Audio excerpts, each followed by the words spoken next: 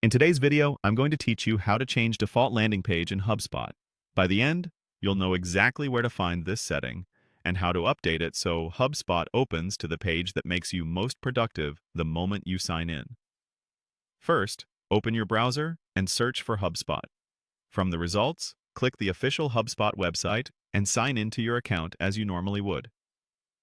If your organization uses single sign-on, follow that prompt. Otherwise, enter your credentials.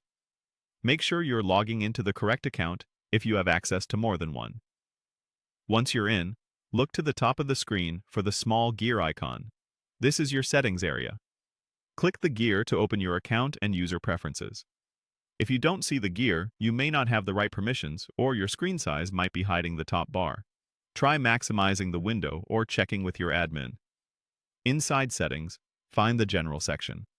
Depending on your layout, it's usually in the left sidebar under User Preferences. Click General to open your personal settings, which control how HubSpot behaves just for your user.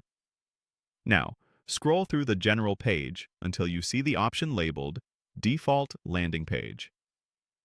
This setting determines which page HubSpot takes you to when you log in or return to the home view. It's a simple change that can save you clicks every day. Next, open the drop-down for the default page. You'll see a list of common starting points, such as key dashboards or tools you use most often. Choose the page that aligns with your daily workflow. For example, if you spend most of your time managing contacts, pick the Contacts view. If you live in deals or tickets, select those. The right choice is the page you want at your fingertips the moment HubSpot loads. After you've made your selection, click Save. This is important. Your choice won't apply until you save. HubSpot will confirm the change, and your new default will take effect immediately for future sessions.